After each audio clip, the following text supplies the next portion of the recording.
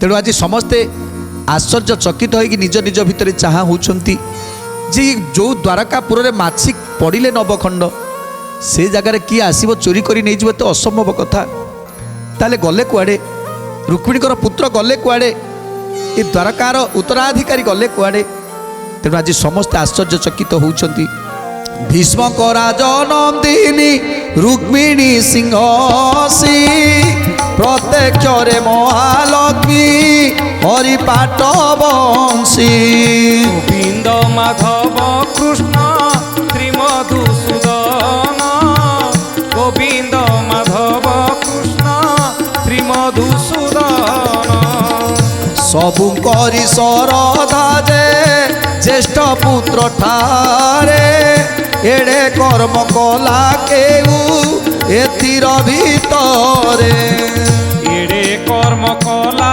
केहू एथिर भितरे एड़े कर्म कला केहू एथिर भितरे आदित्यर तेजग्नि भय तो प्रचंड माड़ी पड़िले हुई जैन बखंड माड़ी पड़िले हुई जैन बखंड माड़ी पड़िले हुई जैन बखंड धीरे धीरे धीरे धीरे समस्त आगे प्रचार हो गला जे आउ प्रद्युम्न नाहांती से नवजात शिशु जन्म होता अथच कुआड़े उभान हो जाइए अंतर्ध्यान हो जाइए ये कथा जो समस्त भितर समस्त कान में पड़गला एथर उग्रसेन उद्धव अक्रूर कृष्ण बलराम समस्त आज एकत्रित होती देवकींकर षणपुत्र समस्त आज एकत्रित हो सभारे बसी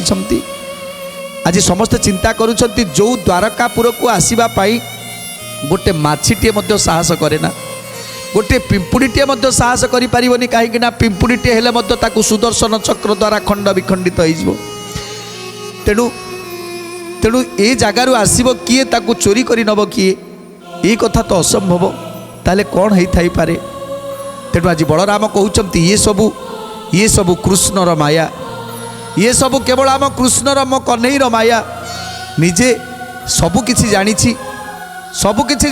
पुओ कौटी अच्छी से सबू जानी हेले माया धर माया करुछि आम सहित माया करुछि कौन कहते बलराम बलराम बोइले को सुन चौबा आम कुन कही तुई अजी लुटिए आम्भ कुन कही तुही अजी लुटिए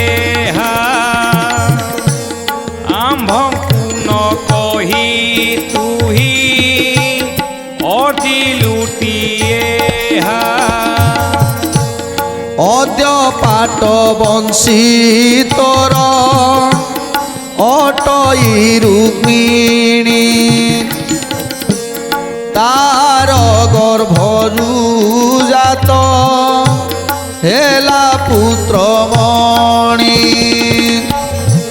ताहार गर्भरु जात हेला पुत्र मणि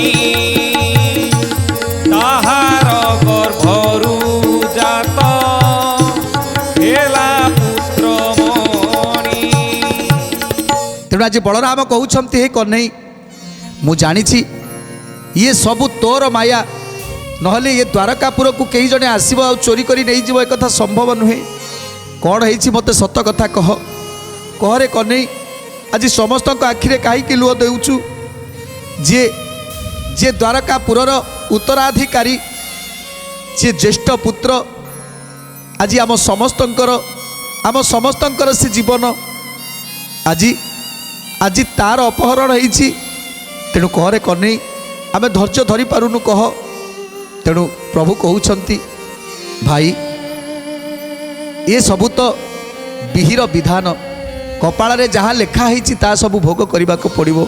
यही निकट में दुर्वासा ऋषि आसी आ दुर्वासा ऋषि को मुझे पचारि जे रुक्मिणीकर गर्भ आसी 5 मास हो गलानी एबे ରୁକ୍ମିଣୀଙ୍କ ଗର୍ଭରେ ଯେଉଁ ସନ୍ତାନ ସନ୍ତତି ଜନ୍ମ ହେବେ ତାର ଭବିଷ୍ୟତ କଥା ଟିକେ ମୋତେ କୁହନ୍ତୁ। ତେଣୁ ସେଦିନ ଦୁର୍ବାସା ଋଷି ମୋତେ ଭବିଷ୍ୟତ କରିଥିଲେ। ଭବିଷ୍ୟତ ବାଣୀରେ ମୋତେ କହିଥିଲେ ସମ୍ବରାସୁର ନାମ ଗୋଟିଏ ରାକ୍ଷସ, ସିଏ ପ୍ରଦ୍ୟୁମ୍ନକୁ ଚୋରେଇ ନେବ।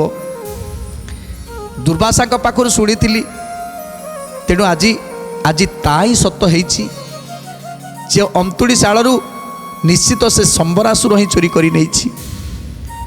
ଯେତେବେଳେ ଏ କଥା ବଳଦେବ ଏବଂ ସମସ୍ତ ଯାଦବମାନେ ଶୁଣିଦେଲେ ସେତେବେଳେ ସମସ୍ତେ ଆଜି କ୍ରୋଧରେ ଜର୍ଜରିତ ହୋଇଗଲେ। ଆଜି କ୍ରୋଧାଗ୍ନିରେ ଜଳିଗଲେ ସମସ୍ତେ।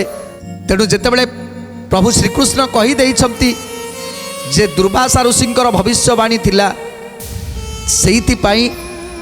ସେଇଥିପାଇଁ ମୋତେ ଲାଗୁଛି ଇଏ ସବୁ ସେ ସମ୍ବରାସୁରର ହିଁ କାର୍ଯ୍ୟ।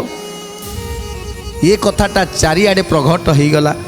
ଆଜି ଦ୍ୱାରକା ସାରା ପ୍ରଘଟ ହୋଇଗଲା ଯେ ଆଜି ସମ୍ବରାସୁର ଚୋରି କରି ନେଇଯାଇଛନ୍ତି ପ୍ରଦ୍ୟୁମ୍ନକୁ। ରୁକ୍ମିଣୀ ମଧ୍ୟ ଜାଣିଛନ୍ତି ଯେ ଦୁର୍ବାସା ଋଷି କହିଥିଲେ ଯେ ସମ୍ବରାସୁର ଚୋରି କରି ନେବ, ଆଉ ସିଏ ତାକୁ ରଖିପାରିବନି, ତାକୁ ସମୁଦ୍ର ଗର୍ଭକୁ କ୍ଷେପଣ କରିବ। ଆଉ ସମୁଦ୍ର ମଧ୍ୟ ସମୁଦ୍ର ଭିତରେ ରହିପାରିବେନି, ତାକୁ ଗୋଟିଏ ମିନଟିଏ ଗିଳିଦେବ। ସେ ମିନଟି ପୁଣି ଆସିବ ସେ ସମ୍ବରାସୁର ପାଖକୁ। ଧୀବର ଯେତେବେଳେ ଆଣି ତାକୁ ଦେଇଦେବ ସେତେବେଳେ ମାୟାବତୀ ତାକୁ ମାଛ କାଟୁ କାଟୁ ସେତିକି ବେଳେ ସେ ମାଛ ଗର୍ଭରୁ ମୀନକେତନ ଜନ୍ମ ହେବେ। ଆଉ ମୀନକେତନଙ୍କ ସହ ଭେଟ ହେବ ରତିଙ୍କର।